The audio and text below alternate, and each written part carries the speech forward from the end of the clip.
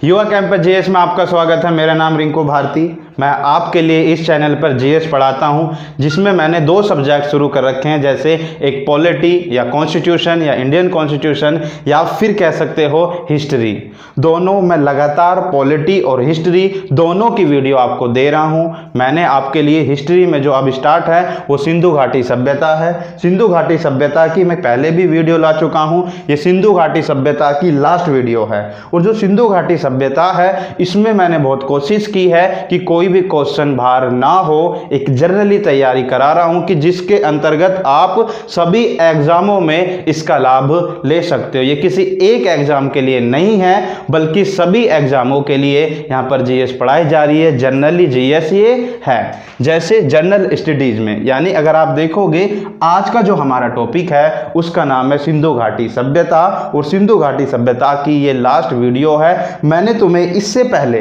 सिंधु घाटी सभ्यता में बताया था कि जो सिंधु घाटी सभ्यता के नगर हैं, नगरों की मैंने तुमसे बात की थी सिंधु घाटी सभ्यता में। नगर में ध्यान से सुनो, नगर में मैंने कहा था कि जो नगर हैं वो 3 प्रकार के नगर हैं। मैंने एक बताया था आपको केंद्रीय नगर, केंद्रीय नगर मैंने आपको बताया था, या मुख्य नगर तुम इसे कह सकते हो।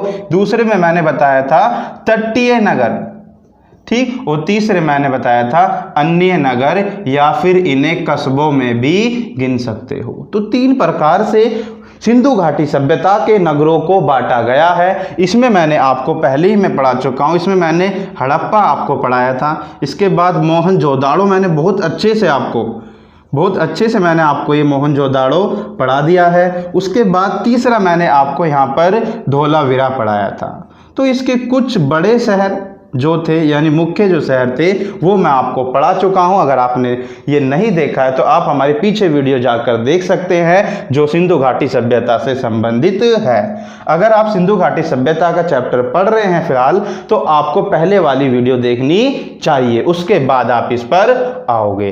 जैसे मैं बात करता हूं तटीय नगर की, आज हमें पढ़ने क्या, तटीय नगर, जो तट पे बसे हुए नगर थे, उन नगरों की और मुख्य नगरों की बात हम यहाँ पर करेंगे। जैसे एक शहर हमें यहां पर पढ़ना है, बहुत ही मुख्य है, जो तट पे था, जिसका नाम है लोथल, और बहुत ही खास, बहुत ही इंपॉर्टेंट। इसमें यहां से क्वेश्चन बनने की संभावनाएं अधिकतम आती है, और बहुत बार यहां से क्वेश्चन आया भी है। दूसरा शहर हम देखोगे, पहला हमने कहा लोथल, दूसरा अगर आप यहां पर पढ़ेंगे जिसका नाम है सूरकोटदा। सूरकोटदा, जो सूरकोटदा है ये भी एक मुख्य शहर है। सूरकोटड़ा कहे या फिर सूरकोटदा कहे, वो भी इसमें आता है। तीसरा है बालाकोट।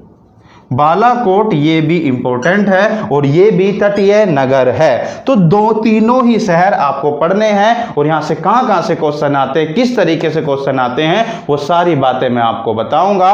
और उसके बाद आज ही हमें कुछ मुख्य शहर हैं, जो अन्य नगर हैं, जो भी छोटे छोटे आते हैं, जैसे आलमगीरपुर हुआ, हिसार हुआ, या फिर तुम देखोगे रंगपुर हुआ, रोपड़ हुआ, चनहुदाड़ो हुआ। तो ये सभी शहरों को हम अन्य नगरों में रखकर पढ़ेंगे। देखिए आइए शुरुआत करते हैं लोथल, सूरकोटदा और बालाकोट से, जो तटीय नगर हैं। इनकी शुरुआत करने से पहले मैं आपको कुछ बता देना चाहता हूं। आज हमें ये पढ़ने, मैंने तुम्हें बता दिया।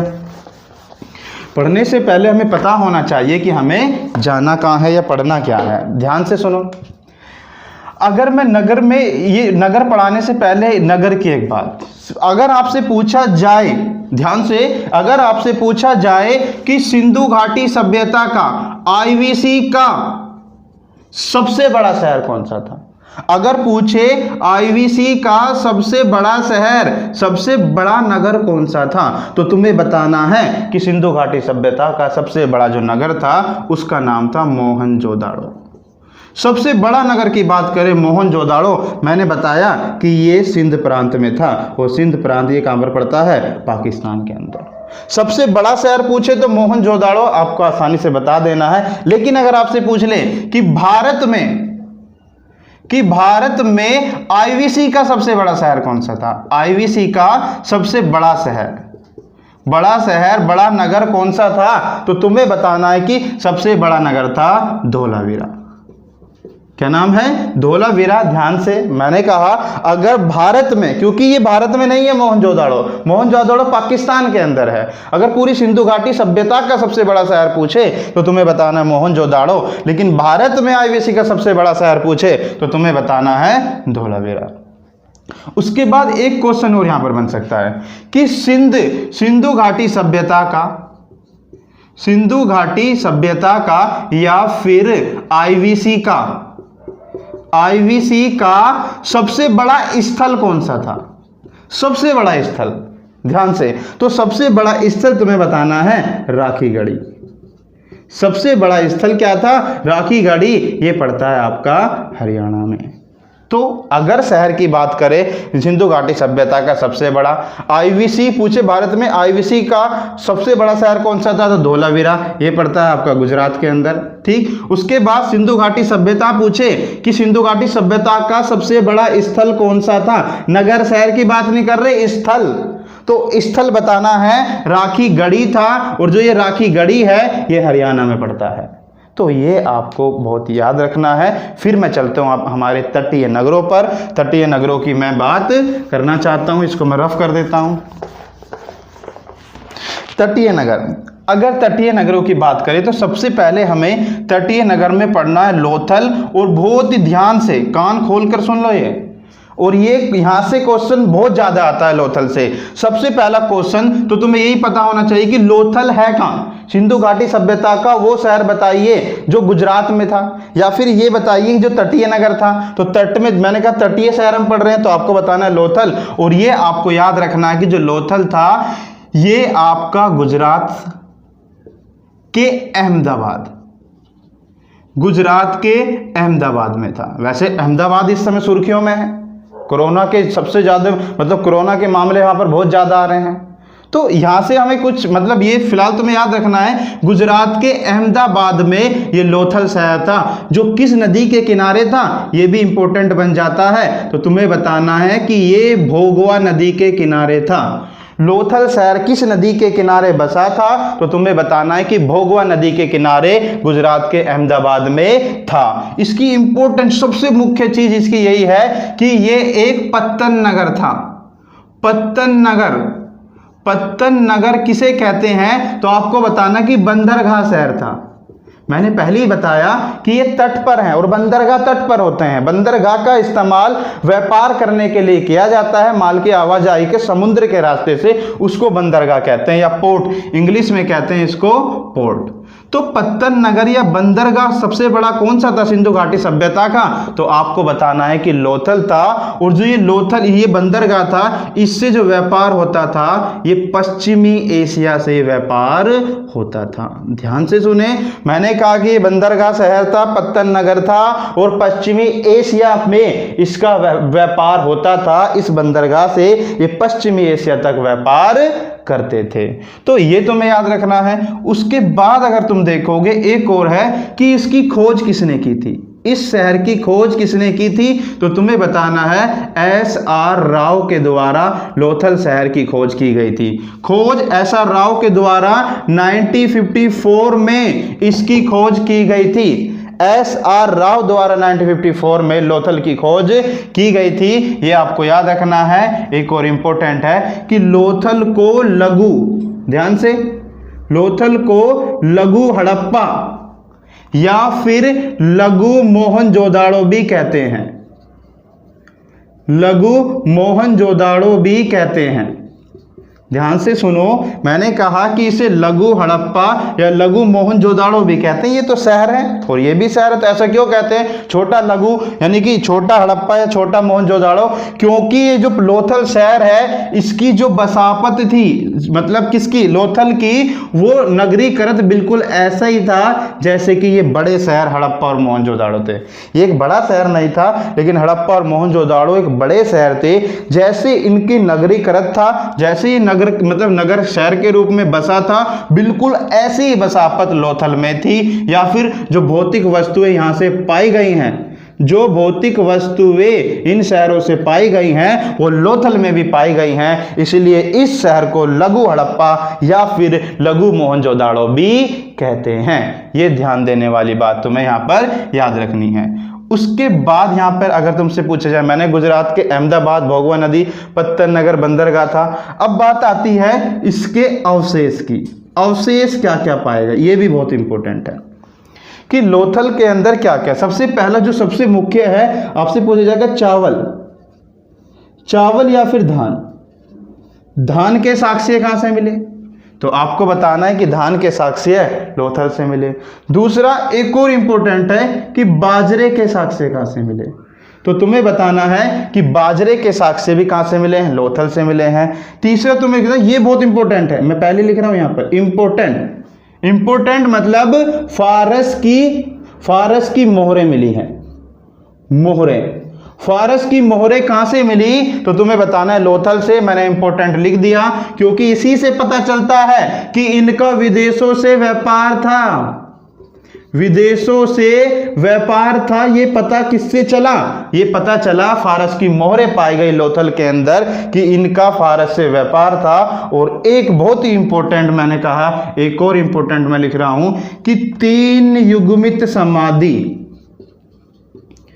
3 युग्मित समाधि के साक्ष्य कहां से पाए गए, तो तुम्हें बताना है कि 3 युग्मित समाधि के जो साक्ष्य हैं वो भी लोथल से ही पाए गए हैं। मैंने बताया गुजरात के अहमदाबाद, भोगवा नदी पर बसा था, पत्तर नगर बंदरगाह था, जो कि पश्चिमी एशिया से व्यापार करता था। विदेशों से व्यापार होते थे, जो फारस की मोहरें यहाँ पर पाई गई, इससे पता चलता है। खोज SR राव ने की थी, लघु हड़प्पा, लघु मोहनजोदाड़ो भी इसको कहते हैं। और अवशेष में चावल के साक्ष्य है, बाजरे के साक्ष्य है, फारस की मोहर पाई गई और 3 युग्मित समाधि पाई गई हैं। एक इसकी लोथल की एक खासियत और है, इसको बड़े ध्यान से आपको सुनना है कि इसकी खासियत क्या थी। कि लोथल, मैंने कहा कि बंदरगाह शहर था और बंदरगाह शहर होने के कारण इसको डाक यार्ड भी कहते हैं। डाक यार्ड, डाक यार्ड या फिर गोदीबाड़ा, गोदीबाड़ा, गोदीबाड़ा, यानी कि इस शहर को, यानी किस शहर को डाक यार्ड या फिर गोदीबाड़ा कहते हैं, तो तुम्हें बताना है कि लोथल को कहते हैं क्योंकि यहां पर जो जहाज हैं, ठीक, जहाजों का निर्माण होता था। यानी जो व्यापार करने के लिए हम समुद्र के रास्ते जहाज ले जाते थे, तो वहां पर जो जहाजों का निर्माण होता था वो कौन सा शहर है, तो तुम्हें बताना है कि लोथल है। इसलिए इसको डाक यार्ड या फिर गोदीबाड़ा शहर के नाम से भी जाना जाता था। आपसे पूछेगा सिंधु घाटी सभ्यता का गोदीबाड़ा शहर कौन सा है, तो तुम्हें बताना है कि गोदीबाड़ा शहर का नाम है लोथल। तो मैंने जितना इसमें क्वेश्चन आते हैं सारी चीजों को लोथल से कवर किया। आगे वाला शहर हम पढ़ते हैं जिसका नाम क्या है, सूरकोटदा। बहुत ही इंपॉर्टेंट है सूरकोटदा। मैं इसको रफ कर देता हूं। मैंने तटीय नगर में 3 रखे, केंद्रीय नगर में 3 रखे, अन्य नगरों में काफी शहर आएंगे। आप ध्यान से केवल सुनते रहें इन बातों को, अच्छे से आपको याद हो जाएगा। दूसरा इंपॉर्टेंट, दूसरा मैंने कहा कि ये शहर का नाम है सूरकोटदा, जो सूरकोटदा शहर था। सबसे पहली बात ये कहाँ है अगर ये पूछा जाए, तो सूरकोटदा तुम्हें बताना है कि ये कच्छ के क्षेत्र में है, कच्छ के क्षेत्र में। अब ये कच्छ कहाँ पर है, तो तुम्हें बताना है कि ये गुजरात के अंदर है। तो गुजरात के कच्छ के क्षेत्र में सूरकोटदा था। और इसमें जो मुख्य बातें हैं, एक ये कि यहां पर तुम देखोगे कलश समाधान, कलश समाधान के साक्ष्य प्राप्त हुए हैं। कलश समाधान के साक्ष्य कहां से प्राप्त हुए, तो तुम्हें बताना है कि कलश समाधान के साक्ष्य यहीं से प्राप्त हुए। थोड़ा सा मैं अंत्येष्टि प्रक्रिया पर जाता हूं। अगर आपको देखो अंत्येष्टि प्रक्रिया यहां पर कैसी थी, अंत्येष्टि प्रक्रिया यानी कि एक तरीके से अंतिम संस्कार किस तरीके से। तो अंत्येष्टि प्रक्रिया अगर मैं बात करूं कि जैसे जो यहाँ पर जितने शहर थे, अधिकतम जो यहाँ पर पाए गए हैं शहर, उन शहरों के अंदर जो कब्र मिली हैं, जो कब्र मिली हैं, वहां पर जो मुर्दे होते थे उनको नॉर्थ से साउथ की तरफ रखा जाता था। यानी कि जो दिशा होती थी कब्र की वो नॉर्थ से साउथ होती थी अधिकतर में। लेकिन अगर आप देखोगे कुछ में, अगर देखोगे कुछ में जैसे कालीबंगा है, कालीबंगा है। कालीबंगा के अंदर ये अपवाद है, अगर पूछे जाए कब्र कहाँ होती थी, किस दिशा में होती थी, मतलब सिंधु घाटी सभ्यता में, तो उत्तर से दक्षिण होती थी। लेकिन कालीबंगा एक अपवाद है। अपवाद के रूप में मैं बता रहा हूं, कुछ जगह पर ऐसा भी पाया गया कि साउथ से नॉर्थ पाई गई, साउथ से नॉर्थ पाई गई। और यहां तक देखोगे जो रोपड़ है, ठीक, जो रोपड़ है, रोपड़ के अंदर वेस्ट टू ईस्ट पाई गई। और जो लोथल है, लोथल में ईस्ट से वेस्ट पाई गई। लेकिन इन बातों का कोई मतलब नहीं निकलता कि कहां से कहां पाई गई, लेकिन अधिकतम कहां तक पाई गई, यानी किस दिशा में वो रखे जाते थे। तो तुम्हें याद रखना है कि नॉर्थ से साउथ ही उनकी कब्रों को रखा जाता था, तो ये आपको ध्यान देना है। लेकिन कुछ में थोड़ा अपवाद भी पाई गई हैं, लेकिन क्वेश्चन अपवाद से नहीं, यहां से क्वेश्चन मिलेगा। तो कलश समाधान भी यहां पर होता था। कलश यानी कि किसी की मौत हो जाए, जो उसके फिर जो अंश बचते थे, जो उसके अवशेष बचते थे, उन्हें कलश में रखकर समाधि बना दी जाती थी। उसी को कलश समाधान या कलश समाधान के नाम से जाना जाता। तुमसे पूछा जाएगा कि कलश समाधान के साक्ष्य कहां से प्राप्त हुए, तो बात करनी है सूरकोटदा से, जो कि कहां पर पड़ता है, गुजरात में ये पड़ता है। उसके बाद यहां से अगर मैं कहूं दूसरा इंपॉर्टेंट पॉइंट क्या है सूरकोटदा से, पहला तो ये कि कच्छ के क्षेत्र में था, गुजरात में था, कलश समाधान के साक्ष्य मिले। दूसरा यहां पे इंपॉर्टेंट है कि यहां पर कुछ घोड़े की हड्डियों के भी साक्ष्य प्राप्त हुए हैं, हड्डियों के भी साक्ष्य प्राप्त हुए हैं। घोड़े की हड्डियों के साक्ष्य प्राप्त कहां से हुए, तो तुम्हें याद रखना कि घोड़े की हड्डियों के साक्ष्य ये सूरकोटदा से ही मिले हैं। तो सूरकोटदा इतना ही है, ज्यादा कोई बड़ा नहीं है। उसके बाद मैं तीसरी बात करता हूं। तीसरा जो शहर था, तीसरा शहर था जिसका नाम था बालाकोट। बालाकोट बड़े आराम से नहीं मिलता, इसको ढूंढना पड़ता है, जब जाके आपको मिलेगा। मैं आपको यहीं पे ये सारी चीजें बालाकोट के बारे में भी, ये कहाँ था, अगर बालाकोट पूछे कि बालाकोट कहाँ था, तो बालाकोट तुम्हें बताना है कि जो बलूचिस्तान है, बलूचिस्तान के दक्षिण में, कहां पर था ये, बलूचिस्तान के दक्षिण में। और मैंने बताया कि बलूचिस्तान कहां पर है, पाकिस्तान में। तो बालाकोट जो था बलूचिस्तान के दक्षिण में था ये बालाकोट, और ये भी एक बंदरगाह शहर था, बंदरगाह शहर था। जैसे मैंने बताया कि बंदरगाह शहर, तो यहां पर से भी व्यापार होता था, इसलिए यहां पे कह रहा हूं कि ये बंदरगाह शहर था। और इसमें सबसे ज्यादा जो बालाकोट है वो प्रसिद्ध था, किस चीज के लिए था, सीप उद्योग के लिए प्रसिद्ध था। सीप उद्योग, सीप उद्योग के लिए प्रसिद्ध था। ये मैंने पहले भी तुम्हें बताया कि सीप उद्योग के लिए प्रसिद्ध कौन सा शहर था, सीप जो मूंगाएं होती हैं उनकी मैं बात कर रहा हूं, शंख जो होते हैं, तो सीप उद्योग के लिए प्रसिद्ध था बालाकोट। बलूचिस्तान के दक्षिण में बंदरगाह शहर था, बहुत ही इंपॉर्टेंट है। और यहां पर सीप की लगभग हजारों संख्या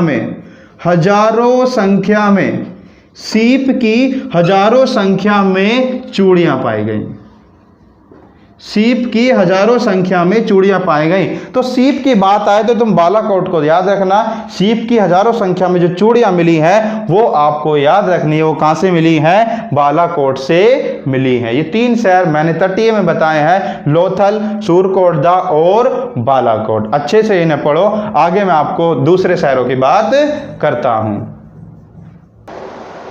अन्य नगरों को पढ़ते हैं।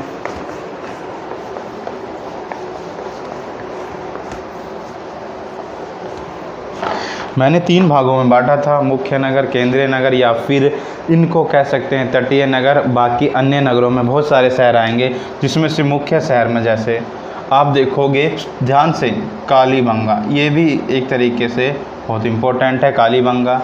दूसरा जो शहर हमें पढ़ना है जिसका नाम है रोपड़, ठीक। तीसरा शहर हमें जो पढ़ना है जिसका नाम है, एक मैंने कहा कालीबंगा, एक मैंने कहा रोपड़, और एक है चन्हूदाड़ो, चन्हूदाड़ो। तो तीनों शहरों के बारे में बात करते हैं, आगे भी इनसे और भी शहर हैं, लेकिन मैं इनके बारे में थोड़ा अच्छे से बताना चाहता हूँ। जैसे कालीबंगा, अगर कालीबंगा से पूछता है क्वेश्चन तो कैसे, अगर ये भी क्वेश्चन पूछा गया कि इसका अर्थ क्या होता है, कालीबंगा का अर्थ क्या होता है, ये शहर पढ़ रहे हैं हम, ये दिमाग में रहे बात। का अर्थ होता है काले रंग की चूड़ी, काले रंग की चूड़ी, इसका जो अर्थ होता है, किसका? कालीबंगा का, काले रंग की चूड़ी, कालीबंगा से। अब ये पूछेगा कि ये कहाँ पर है, पूछे कि कालीबंगा है कहाँ पर, तो तुम्हें बताना है कि कालीबंगा राजस्थान, राजस्थान के हनुमानगढ़ जिले में, हनुमानगढ़ जिले में, राजस्थान के हनुमानगढ़ जिले में। वैसे तो कालीबंगा राज्य पूछे तो राजस्थान, हनुमानगढ़ जिला बहुत मुश्किल से पूछेगा, लेकिन फिर भी पता होना चाहिए कि राजस्थान के हनुमानगढ़ जिले में कालीबंगा है। कालीबंगा में, और किस नदी पर था? घग्गर नदी पर, घग्गर नदी पर मौजूद था। ये बहुत इम्पोर्टेंट है कि कालीबंगा शहर सिंधु घाटी सभ्यता का किस नदी के किनारे बसा था, तो आपको बताना है कि वो घग्गर नदी के किनारे बसा था। ये याद आपको रखना है। अब कालीबंगा में और भी चीज़ें आती हैं, जैसे कालीबंगा में पूछे कि इसकी खोज किसने की, कालीबंगा की खोज किसने की, तो तुम्हें बताना है अमलानंद घोष, अमलानंद घोष ने कालीबंगा की खोज की है। अगर पूछा जाए कि खोज किसने की, तो तुम्हें बताना है कि कालीबंगा की खोज अमलानंद घोष ने की है। उसके बाद साक्ष्यों की अगर मैं बात करूं, साक्ष्य क्या क्या पाए गए, क्योंकि पूरी सिंधु घाटी सभ्यता साक्ष्यों के आधार या पुरातत्व के आधार पर ही हम उसको जान सकते हैं, इसलिए हर शहरों में साक्ष्य को जानना भी बहुत इम्पोर्टेंट है। अगर मैं साक्ष्यों की बात करूं, तो साक्ष्यों में तुम देखोगे यहाँ पर जुते हुए, ध्यान से सुने, जुते हुए खेत के साक्ष्य पाए गए हैं। मैंने कहा कि जुते हुए खेत के साक्ष्य कहाँ पाए गए, तो आपको बताना है कि कालीबंगा में जुते हुए खेत के साक्ष्य पाए गए। दूसरा अगर देखोगे, पूछे कि भूकंप के साक्ष्य कहाँ से पाए गए, भूकंप के साक्ष्य, भूकंप के साक्ष्य कहाँ पर पाए गए, तो तुम्हें बताना है कि कालीबंगा में भूकंप के साक्ष्य पाए गए हैं। तो तीसरा अग्निकुंड, 7 अग्निकुंड, तो ध्यान से सुनोगे तो याद तुम्हारे ये हो जाएगा, बार बार इसे बोलोगे। 7 अग्निकुंड या फिर 7 वेदिकाओं के साक्ष्य है, यानी कि यहाँ यज्ञ करने के लिए अग्निकुंड बनाए जाते थे, तो पूछा जाएगा 7 अग्निकुंड या वेदिकाओं के साक्ष्य कहाँ पर मिले, तब भी आपको बताना है कालीबंगा। मैंने कहा जुते हुए खेत के साक्ष्य, भूकंप के साक्ष्य, 7 अग्निकुंड के साक्ष्य आपको बताना है कि कालीबंगा से यहाँ प्राप्त हुए हैं। इनसे ना जाने कितने क्वेश्चन आ चुके हैं, अगर आपने अच्छे से इनको पढ़ा है, बाद में जाके आप क्वेश्चन भी कर सकते हैं आसानी से। ठीक। चौथा अगर मैं बात करूं, मैंने कहा जुते हुए खेत के साक्ष्य, भूकंप के साक्ष्य, 7 अग्निकुंड के साक्ष्य। एक और बात याद रखनी है कि जो यहाँ के भवन थे, कहाँ के भवन थे, कालीबंगा के जो भवन थे वो भवन कच्ची ईंटों के थे। ध्यान से सुने, ये भवन कच्ची ईंटों के थे, यानी भवन कच्ची ईंटों के थे, तो मतलब कच्ची ईंटों के तो क्या हुआ, क्योंकि यहाँ के जो बड़े शहर थे वहाँ के भवन जो थे वो पक्की ईंटों के थे, वो पक्की ईंटों के थे। लेकिन सिंधु मतलब कालीबंगा में ये कच्ची ईंटों के भवन थे। जैसे पक्की ईंटों के भवन में मोहनजोदाड़ो को आप देखोगे तो उसके जो भवन बने हुए थे वो पक्की ईंटों के थे, लेकिन सिंधु घाटी सभ्यता के कालीबंगा में भवन कच्ची ईंटों के थे। लेकिन बाकी अगर वहाँ देखोगे कुएं जो थे, वहाँ की जो नालियाँ थी या फिर स्नानागार थे, वो सब पक्की ईंटों के थे। केवल अगर तुम देखोगे, मैंने कहा कि भवन कच्ची ईंटों के थे, लेकिन कुएं, नालियाँ, स्नानागार सिंधु इसमें कालीबंगा के अंदर पक्की ईंटों की थी। लेकिन यहाँ पर तुम देखोगे भवन मोहनजोदाड़ो के अंदर पक्की ईंटों के पाए जाते थे, कालीबंगा के अंदर कच्ची ईंटों के थे। मैंने आपको समझा दिया, आप बिल्कुल इसे समझ चुके होंगे। तो ध्यान से आपको ये सारी चीज़ें याद रखनी है कि राजस्थान के हनुमानगढ़ जिले में खोज अमलानंद घोष ने, जुते हुए खेत के साक्ष्य है। ठीक, ये भी भूकंप, ये सारी चीज़ें मैं आपको बता चुका हूँ। तो कालीबंगा में इतनी सारी इन्फॉर्मेशन थी, ये तुम्हें याद रखनी है। उसके बाद आते हैं हम रोपड़ पर, मैं ये इसको रफ कर देता हूँ। ये आपको बनाना है कि नोट्स कैसे बनाएं, क्या करना है। चाहे तो आप इसे अपनी भाषा में लिख सकते हैं, एक एक शहर को जैसे मैंने बताया अपनी भाषा में पॉइंट बना के लिखें, या फिर तुम खुद से मतलब जैसे मैं बना रहा हूँ ग्राफ उस तरीके से भी बना सकते हैं, बशर्ते आपको बाद में समझ में आना चाहिए। रोपड़ अगर मैं बात करूँ कि ये कहाँ पर था, तो तुम्हें बताना है कि ये पंजाब में था। रोपड़ पंजाब में था और ये सतलज नदी के बाएं तट पर था। बोलो कहाँ पर था? बाएं तट पर था।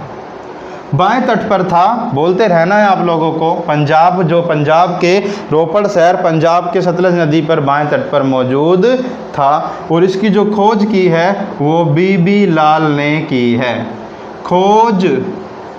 इसकी खोज किसने की है, तो तुम्हें बताना है कि बीबी लाल ने की है। एक इसमें और मुख्य पॉइंट है, आज इस रोपड़ को रूपनगर के नाम से जाना जाता है। तो तुमसे पूछा जा सकता है रूपनगर सिंधु घाटी सभ्यता का कौन सा शहर था, तो आपको बताना है कि रोपड़ था, जो पंजाब में सतलज नदी के किनारे बसा था। इसमें यही खास बात थी जो मैंने आपको बता दी।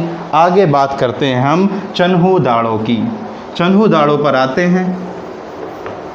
चन्हू दाड़ों में क्या है? चन्हू दाड़ों की अगर मैं बात करूं, सबसे पहले ये कहां पर था, तो तुम्हें बताना है कि ये सिंधु नदी पर था। सबसे पहली बात, ये सिंधु नदी पर बसा एक शहर था सिंध प्रांत में। उसके बाद जो चन्हू दाड़ों है, चन्हू दाड़ों में आपको बहुत सारी चीज़ें याद रखनी है। जैसे चन्हू दाड़ों के अंदर ही मनके बनाने की फैक्ट्री मिली है, यानी यहाँ पर मनके बनाए जाते थे। मैंने आपको बताया है पिछली वीडियो में मनके किस तरीके से होते थे। तो मनके बनाने की फैक्ट्रियाँ कहाँ पर मिली है? ये चन्हू दाड़ों के अंदर ही मिली हैं। साथ ही मैंने तुम्हें बताया, या मैं अब बता रहा हूँ कि चन्हू दाड़ों एक ऐसा शहर था, यानी कि तुम शहर न कहो, एक ऐसा स्थल था, स्थल या फिर इसे कहोगे ऐसा पूरा स्थल था सिंधु घाटी सभ्यता का जो नगरीकृत नहीं था का मतलब है कि यहाँ पर किले या फिर दुर्ग नहीं पाए गए। जब दुर्ग ही नहीं है, किले ही नहीं है, तो एक शहर होने के लिए दुर्ग होना बहुत ज़रूरी था। तो यहाँ पर दुर्ग या किले नहीं पाए गए, इसलिए इस शहर को नगरीकृत नहीं कह सकते। एकमात्र ये ऐसा यहाँ का स्थान था जो नगरीकृत नहीं था, तो उसका नाम है चन्हू दाड़ों। नगरीकृत नहीं था। तो ये आपको ध्यान रखना है कि सिंधु नदी ये एकमात्र पूरा स्थल जो मतलब नगरीकरण है। एक और ख़ास बात है इसमें कि यहाँ पर बिल्ली का पीछा करते हुए, ध्यान से, बिल्ली का पीछा करते हुए कुत्ते के पंजे के निशान मिले हैं। कुत्ते के पंजे के निशान मिले हैं। तो पूछा जाए आपसे कि बिल्ली का पीछा करते हुए कुत्ते के पंजे के निशान कहाँ मिले हैं, तो ये सारी चीज़ें चन्हू दाड़ों, रोपड़, कालीबंगा में आपको याद रखनी है। फिर आगे शहर की हम बात करेंगे। तो ये सभी शहर बहुत ही इम्पोर्टेंट। यहाँ पे ये एक बात और ध्यान रखो तुम कि यहाँ पर जो मतलब ईंटें मिली हैं वो वृक्काकार पाई गई हैं। वृक्काकार ईंटें कहाँ पाई गई, तो तुम्हें बताना है कि चन्हू दाड़ों में पाई गई हैं। तीनों शहरों के बारे में मैंने तुम्हें बता दिया। आगे कुछ मुख्य शहरों की बात करता हूं मैं। कुछ छोटे छोटे शहरों की हम बात करते हैं और ये लास्ट है, मतलब इसमें जो कुछ मुख्य शहर मैंने बताए थे। जैसे शुरुआत करता हूँ, ये सिंधु घाटी सभ्यता में ही है रंगपुर की। अगर मैं रंगपुर की बात करूं तो सबसे पहले तुम्हें पता होना चाहिए कि सिंधु घाटी सभ्यता का जो रंगपुर शहर था वो कहां पर था, तो तुम्हें बताना है सौराष्ट्र। और सौराष्ट्र ये कहां पर पड़ता है, तो आपको याद रखना है कि गुजरात में। तो गुजरात के सौराष्ट्र में मतलब ये मौजूद था। और यहाँ पर वनस्पति के साक्ष्य पाए गए, वनस्पति के साक्ष्य पाए गए, जो कि वनस्पति में जैसे चावल हुआ, बाजरा हुआ, ज्वार हुई, इसकी खेती ये करते थे। वनस्पति के साक्ष्य पाए गए, चावल, बाजरा, ज्वार की खेती ये करते थे रंगपुर में। आपको यहाँ पे ये ध्यान रखना है। सबसे इंपॉर्टेंट और खास बात यही है कि रंगपुर सौराष्ट्र में मौजूद था। तो क्वेश्चन पूछा जाता है सिंधु घाटी सभ्यता का सौराष्ट्र में जो प्रांत था उसका नाम क्या था, तुम्हें बताना है रंगपुर। और ये भी बहुत इंपॉर्टेंट है, आलमगीरपुर। आलमगीरपुर, अगर मैं बात करूं आलमगीरपुर की, तो आलमगीरपुर का जो आज वर्तमान में यूपी में है, यूपी के मेरठ में आलमगीर मौजूद है। और ये किस नदी पर है? हिंडन नदी पर। हिंडन नदी के मध्य में ये मौजूद था आलमगीरपुर। तो आपको याद रखना है कि जो आलमगीरपुर है ये मेरठ में हिंडन नदी पर मौजूद था। और इसमें एक और ख़ास बात है, ये मैं मेलुहा दिलमुन को रफ कर देता हूँ थोड़ा सा। तो इम्पोर्टेंट ये है कि यहाँ पर मर्द भांड पाए गए। मर्द भांड मतलब कि बर्तन बन के भी पाए गए आलमगीर मेरठ से। और मर्द भांड जो थे, जो बर्तन थे, उन पर जो साख मतलब तुम देखोगे उन बर्तनों पर आकृति बनी थी त्रिभुज की, मोर की और गिलहरी की। ये तुम्हें याद रखना है कि आलमगीरपुर में, मेरठ में हिंडन नदी पर था आलमगीरपुर। ये भी इष्टतम हिस्सा है, यानी कि सिंधु घाटी सभ्यता का इष्टतम हिस्सा है। मर्द भांड पाए गए, त्रिभुज, मोर और गिलहरी भी उस पर आकृति बनी थी, इन बर्तनों पर आकृति बनी थी। एक और बात आपको याद रखनी है कि यहीं पर मेरठ के पास में ही एक जिला है जिसका नाम है बागपत जिला। बागपत जिला, और बागपत जिले का ही मेरा जन्म है। मेरी जन्मभूमि बागपत जिला है, मेरी कर्म भूमि मेरठ है, दोनों ही पास में ही है। तो मेरठ आलमगीरपुर आपको याद रखना है। बागपत जिले में ही तुम देखोगे यहाँ पर लगभग 150 कंकाल पाए गए हैं। बागपत जिले के अंदर 150 कंकाल पाए गए हैं, यानी कि मतलब कि कब्र के रूप में यहाँ पर मिले हैं सिंधु घाटी सभ्यता में। तो ये बागपत जिला या फिर मेरठ आपको यहाँ पर याद रखना है। तो ध्यान देने वाली बात क्या है, मैंने ये बताया रंगपुर। फिर हुलास आता है। हुलास कहाँ है? तो हुलास तुम देखोगे यूपी के सहारनपुर में है, जहाँ पर खिलौने गाड़ी के साक्ष्य पाए गए हैं। तो हुलास कहाँ पर है? सहारनपुर यूपी में, आलमगीरपुर मेरठ यूपी में। सूत का गंडोर कहाँ पर है? ये भी बहुत इंपॉर्टेंट है कि सूत का गंडोर बलूचिस्तान है, जो कि दास्क नदी पर मौजूद था। दास्क नदी पर मौजूद था और ये सिंधु घाटी सभ्यता का सबसे पश्चिमतम हिस्सा माना जाता है और ये पाकिस्तान के अंदर मौजूद था। लेकिन सूत का गंडोर में ये 3 ठीकरे, तिकोने ठीकरे, त्रिभुज आकार के ठीकरे पाए गए हैं। ठीकरे तुम जानते होंगे, पत्थर के होते हैं ये ठीकरे। तो 3 ठीकरे या मिट्टी की चूड़ियां यहाँ पर मिली हैं सूत का गंडोर से, ये तुम्हें भी याद रखना है। फिर बनावली आते हैं। बनावली में बहुत इंपॉर्टेंट है, इसमें जो भी मैं पढ़ा रहा हूँ सबसे इंपॉर्टेंट बनावली है। याद रखना है कि बनावली कहाँ पर था? हरियाणा, यानी आज वर्तमान में हिसार है, ये आपको याद रखना है। खोज इसकी किसने की है? तो आपको बताना है कि आर बिस्ट ने इसकी खोज की है। आर बिस्ट ने बनावली की खोज की थी। अवशेष में बहुत इंपॉर्टेंट कि हल्की आकृति का खिलौना कहां पर मिला? हल्की आकृति का, हल्की मतलब हल्की नहीं, नो हल्की भारी वाला हल नहीं, हल जो चलाती बैलगाड़ी जो वाला जो हल है, हल्की आकृति वाला छोटा बच्चों का खिलौना क्या मिला है? यहाँ पर पाया गया है, हल्की आकृति का खिलौना। और सबसे इंपॉर्टेंट मैं इसे यहाँ लिख देता हूं, स्टार शेप्ड सड़कें। स्टार शेप्ड सड़कें कहाँ पर मिली हैं? तो बनावली में मिले। यानी कि बनावली एकमात्र, यानी बनावली ऐसा शहर था जहाँ पर सड़कें, यानी कि बनावली शहर को स्टार शेप में घेरे हुए थी। यानी मान लिया जाए ये बनावली है और जो यहाँ की जो सड़कें हैं वो इस तरीके से स्टार शेप में इसको घेरे हुए थी। तो स्टार शेप में सड़कें जो घेरे हुए थी, कौन सा शहर था? तो आपको बताने की बनावली था। ये मैंने आपको समझा दिया, बहुत ही इंपॉर्टेंट है। शहर या तारांकिक सड़कें कहाँ पर पाई गई? तो वो भी बनावली। हल्की आकृति का खिलौना कहाँ पर पाया गया? वो भी। और ये भी भगवानपुरा भी आपको याद रखना है कि ये कहाँ पर था। देखो भगवान की बात आती है तो हरियाणा कुरुक्षेत्र में कौरव पांडव युद्ध, महाभारत सब तुम्हें पता ही होगा कहानियां। तो ये भगवानपुरा हरियाणा के कुरुक्षेत्र में था और सरस्वती नदी के किनारे थे। माँ सरस्वती ज्ञान को बरसाती है सरस्वती। तो तुम देखोगे तो सरस्वती नदी के किनारे भगवानपुरा हरियाणा के कुरुक्षेत्र में बसा था, जिसकी खोज जेपी जोशी ने की थी, जिसकी खोज जेपी जोशी ने की थी। तो ये छोटे छोटे शहर मैंने आपको, पूरे शहरों को, 2 वीडियो है, पूरे शहर आप अच्छे से समझ सकते हो और कोई भी क्वेश्चन आपका छूटेगा नहीं। लास्ट में बस आपको मैं 2 नाम बताता हूं जहां से क्वेश्चन आने की संभावना रहती है, ना भी आए लेकिन उसका ज्ञान होना तुम्हें बहुत जरूरी है। एक मैंने बताया, एक शब्द था मेलुहा, मेलुहा, और दूसरा शब्द था दिलमुन। जो मेलुहा है, मेलुहा अगर तुम देखोगे जो सुमेरियन सभ्यता थी, सुमेरियन सभ्यता के लोग सिंध क्षेत्र को, सिंध क्षेत्र को मेलुहा कहते थे। मेलुहा क्या था? सुमेरियन सभ्यता। मैंने कहा सिंधु घाटी सभ्यता के समकालीन और भी सभ्यताएं थी, उसमें सुमेरियन सभ्यता थी। मेलुहा यानी सिंध क्षेत्र को मेलुहा कहते थे। दिलमुन अगर तुम देखोगे फारस की खाड़ी में एक देश है जिसका नाम है बहरीन, आज वर्तमान में देखोगे वो क्या है? बहरीन। तो उस समय उसे बहरीन का नाम दिलमुन था। बहरीन का नाम क्या था? दिलमुन। ये बहुत इंपॉर्टेंट है, याद रखना है, क्वेश्चन कहीं से भी आ सकता है कि बहरीन को किस नाम से जाना जाता था उस समय? दिलमुन, और यहाँ पर मेलुहा के नाम से जाना जाता था। मैंने बहुत अच्छे से आपको ये कवर कराए हैं, बहुत मेहनत लगी मुझे एक एक शहर को कंप्लीट करने में।